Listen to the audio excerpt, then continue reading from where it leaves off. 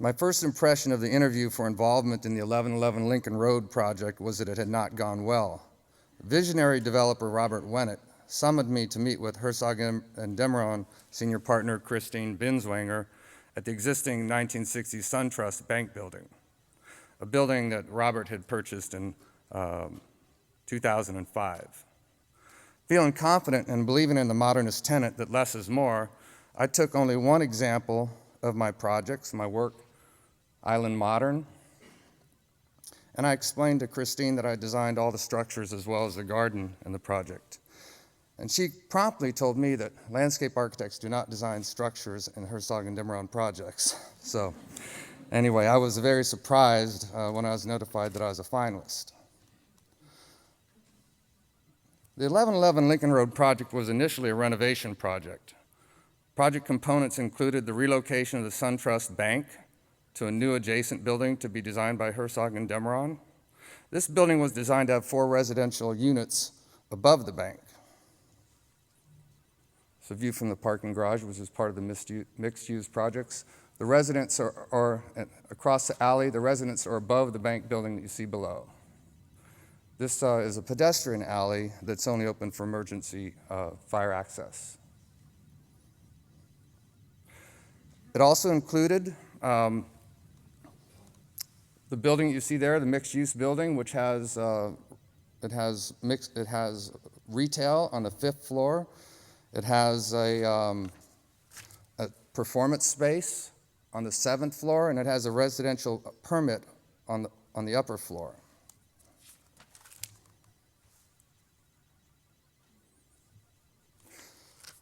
It's the first time I've been able to show these images of the 8th floor garden that we've just completed. I thank my daughter for putting these great before and after pictures together. She always makes me look good. And so this shows you the entire project.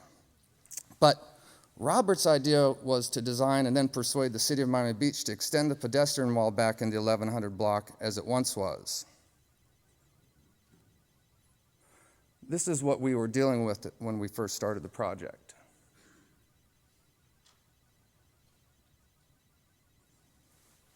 A little bit about myself. I was born with the name Jungles in Nebraska. As a child, design was never part of my world, but the natural world was. My childhood had many variables, but 2 constants, my love of nature and of ice hockey. My stepfather and mother exposed me to the wonders of nature while living in Southern California between the ages of 5 and 8. They took me to places like Yosemite, Sequoia, Baja California, Catalina Island, and it was it made a big impression on me, as you can imagine. My experiences between 8 and 16 were lived in Nebraska and Illinois, where I camped and I played organized ice hockey. I'm still playing organized ice hockey. I'm one of the old guys there. We moved to Ohio when I was 16, where I obtained a job at Fozzie's Nursery, a retail nursery and garden center. I really needed the income because I was on a traveling team and it cost a lot of money. This is where I first heard of the vocation of landscape architecture. One of my fellow workers was a student at the program at Ohio State University. It was around this time that I discovered the architecture of Luis Barragan while reading Architectural Digest in my dentist's waiting room. I stole the magazine.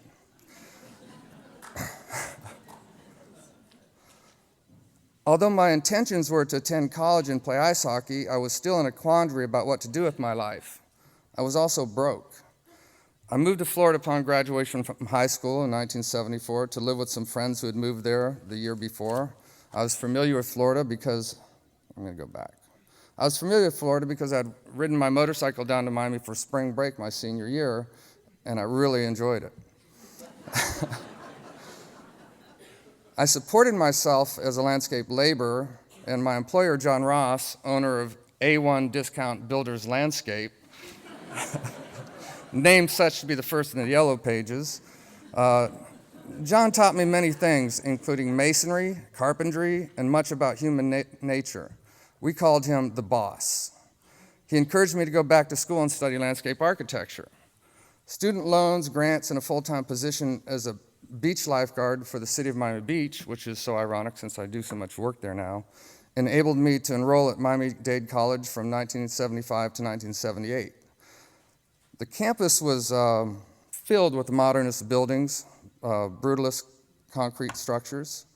My drawing professor, Don Inc., taught me to draw from observation, sketching many of the buildings around campus designed by Cuban-born architect Hilario Candela, who was the designer of the SunTrust building that's now at 1111 Lincoln Road, and the Miami Marine Stadium, which is a fantastic modernist building that is actually being saved right now from what I think is actually a very beautiful state, to tell you the truth.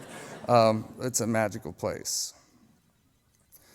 Upon graduating from Miami-Dade College with an AA degree, I enrolled in the University of Florida and was accepted to the landscape architecture program chaired by Herrick Smith.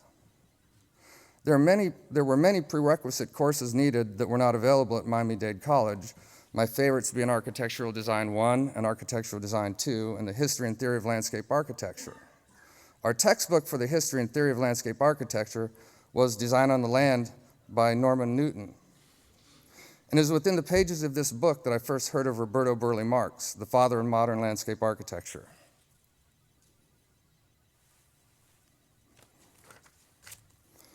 The University of Florida's College of Architecture was decidedly modern, and integrity of design was stressed. Form follows function was the mantra.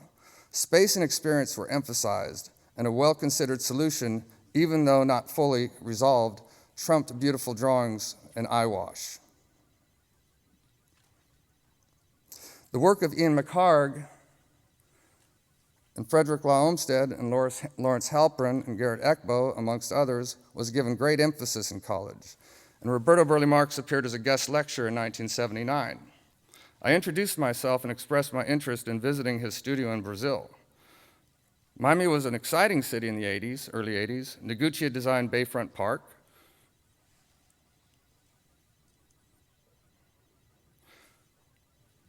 Burle Marx designed Biscayne Boulevard.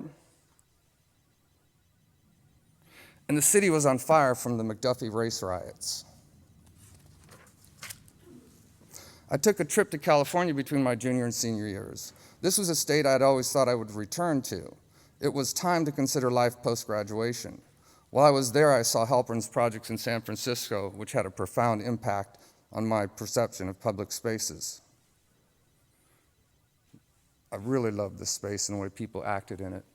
And of course, this is not in San Francisco, but the thing that resonates with me is the way the plants and the architecture work together, where the architecture is almost, the landscape almost is subversive to the architecture, and the abstracted forms of nature. His choreographed spaces and abstracted forms are impressive and very sympathetic to those of Burle Marx. My senior thesis, titled Miami Bayfront Park, A Pedestrian Celebration, was greatly informed by the work that I had admired. It was well received and published and led to serious job offers. Actually, everything you see green there is now pretty much a museum, a shopping center, or a sports arena. The lower part is the Noguchi Park, which remains intact. These were some of my earlier sketches for that.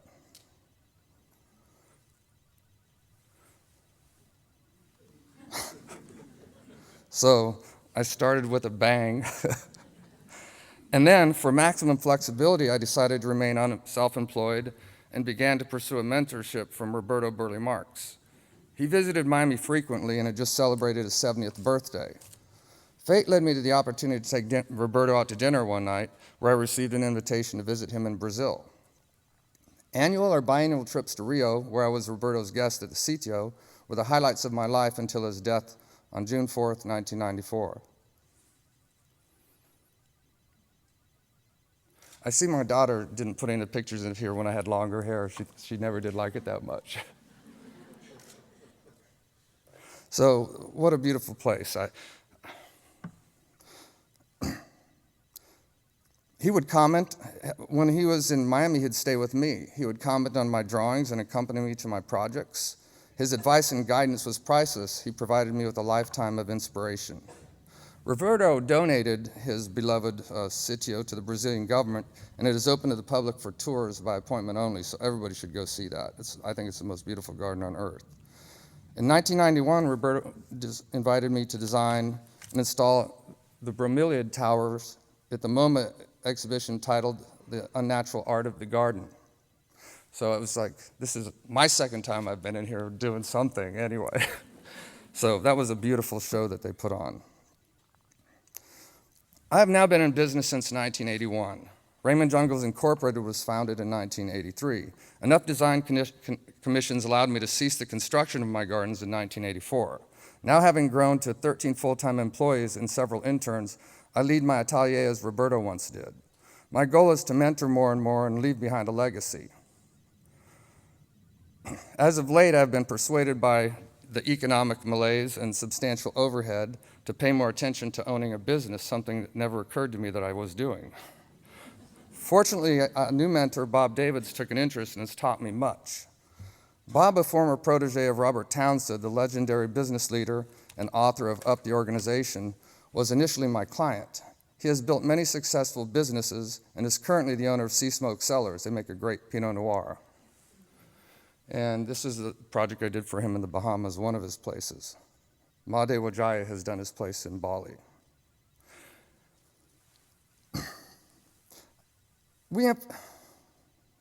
Both Townsend and Davids promote egalitarian leadership, which is a model I strive to emulate for my business. We emphasize quality over financial and time considerations. The place where one works should be enjoyable, stimulating, and nurturing. We go on field trips to some of our projects, and we are located on the river downtown Miami, and we get visited by big boats from time to time. Now about ideology. I hope I didn't go too far into the other thing so I can pick up some time here. My history has prepared me for the role that I play, making gardens at whatever scale for enjoyment of people. Frank Lloyd Wright said, "Study nature, love nature, stay close to nature, it'll never fail you." Studying nature is how I gained the appreciation of the natural environment. My brother and I had sacred ecology flag patches on our jackets in middle school. We wanted to protect the planet. There we go. And if you had a transgression, you could punch the other guy in his eco patch. David Thoreau's Simplify, Simplify is applied to my personal and professional strategies. Childhood religious training taught me many lessons, but the Boy Scout camping trips trumped the formalities of formal religion. John Ross, the owner of the previously mentioned A1 Discount Landscape, my first Floridian employer and mentor, would repeatedly say, "Do right, fear not." He said it was an old Ukrainian saying. My life is guided by this principle. Truth and fairness mean a lot to me. My mother is instrumental in my deep belief in personal integrity. She said, "Always do what you say you're going to do." One's personal worldview is greatly influenced by their general outlook on life. I grew up believing anything is possible if you believe in it, and to always greet everyone with a smile. Do your best, that's all you can do. Things will always work out for the best.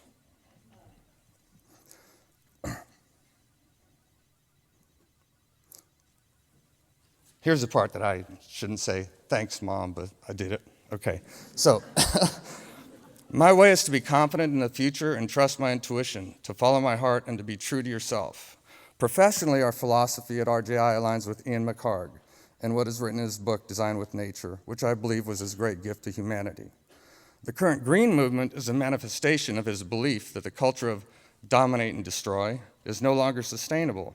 In order to survive on the planet Earth with her natural systems, one must respect, protect, and restore whenever and wherever possible. Our gardens are expressive of their region and the time in which they were created.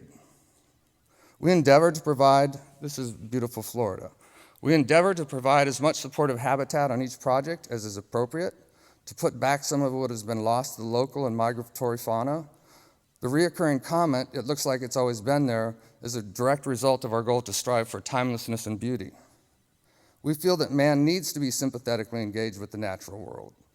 I remember Professor Herrick Smith would smile and simply say, "We're inextricably intertwingled." And he had that little pipe of his and the twinkle in his eye. The tenets of bold and natural were evident in the work of Burle Marx and Halpern. Plants are important for people. They should know that. Plants, like people, should be encouraged to reach their maximum potential. One must design with the knowledge of each plant's cultural preferences and provide appropriate space for growth. Planting in masses illuminates the beauty of each plant's unique characteristics. All of that said, a garden is for man and by its nature is unnatural. That does not mean that it needs to be unsympathetic to the natural world. Landscape architects are and should always be stewards of the natural environment.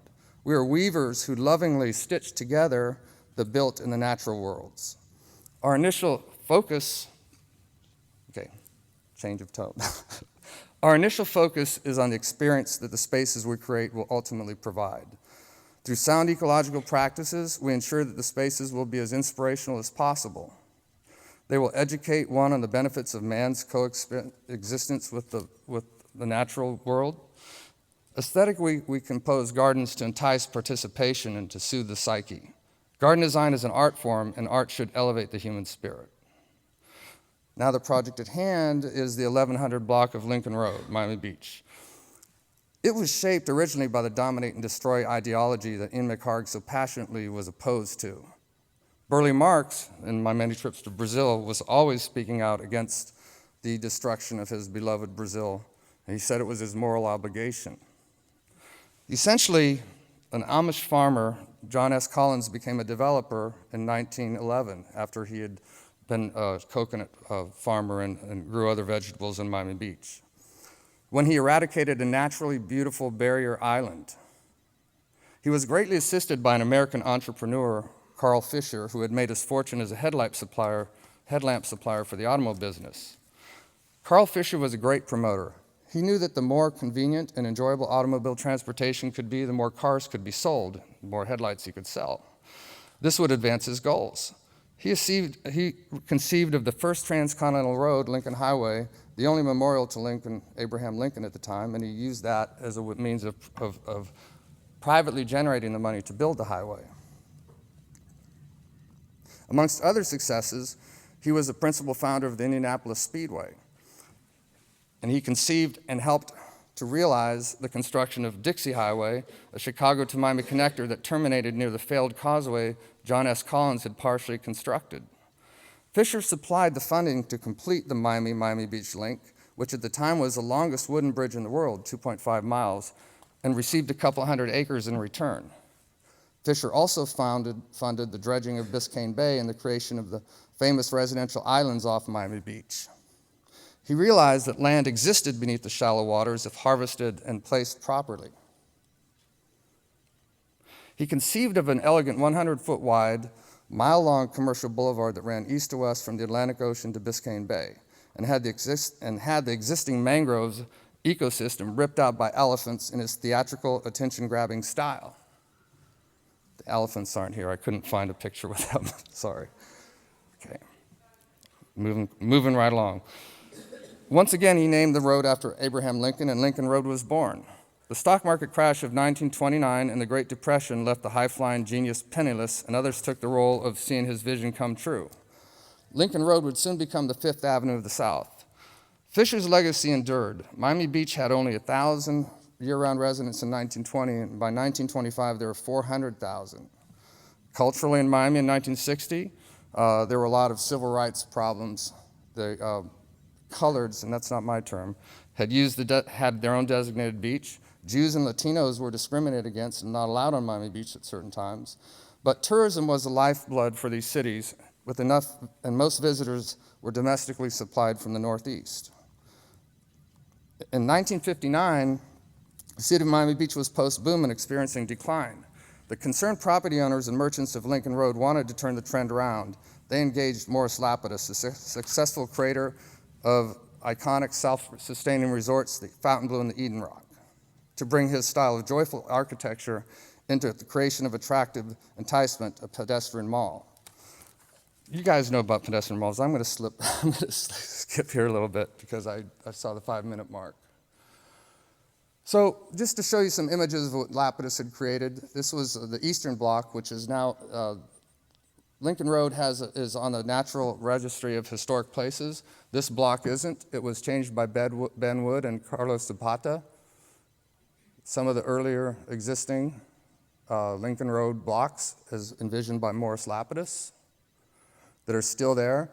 They work wonderfully. The only problem is the management of people. They're so full of cafes that you can't get from one side of the road to the other. So basically, it's a very linear experience versus a garden experience. And then the block that we did with Herzog and Demeron at the other end, which is the only other non-contributing block. Some of the images of Lincoln Road, 2958. This is the block that's at the very bottom, which is the block that we did, the 1100 block. There was once a Saks Fifth Avenue there.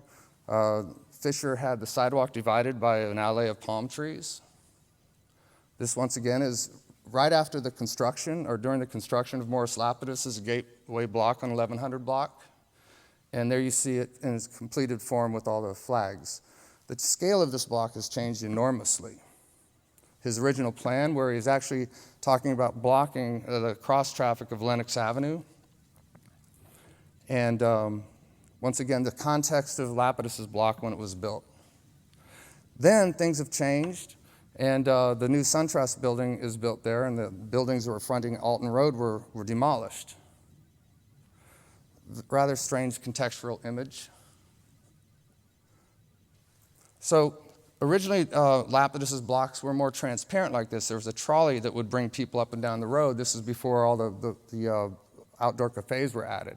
So it was nice. I mean, it was something where you could actually see across the street, and you could go to a store there, which was what it's all about, really, is shopping.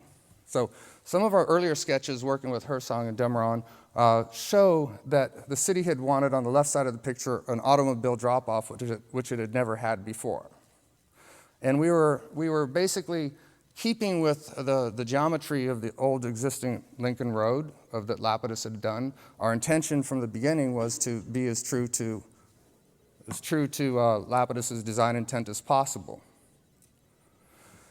But then in a series of discussions that went back and forth with our office and Herzog and Demeron, the idea was to, we had the opportunity here to go from building to building and treat it as a different sort of a space.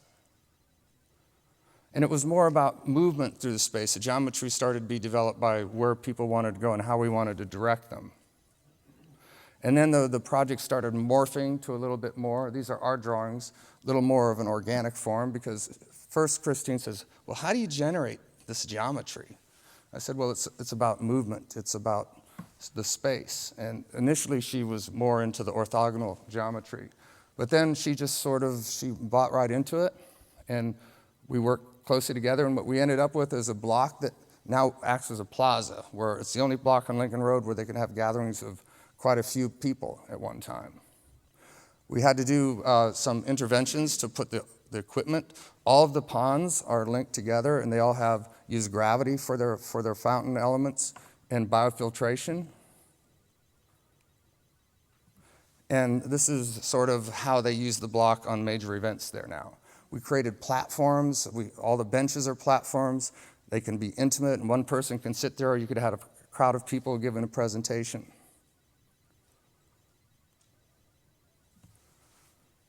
Now, just a series of before and after pictures.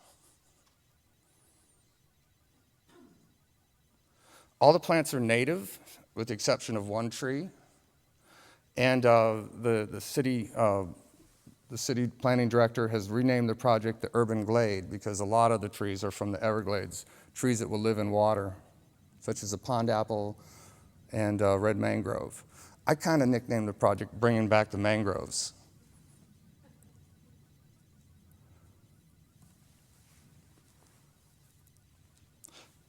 This could be a long presentation in its own right, but I just wanted to, on our website, they have a lot of good before and afters and a lot of information on it.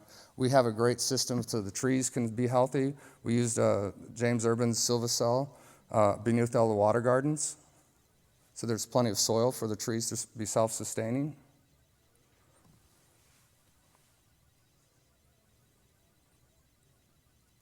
there's one of our benches that the kids just love this place, which gives me the greatest satisfaction. And I did get the Stop Now card. I'm the first one, so anyway, thank you very much. I appreciate it.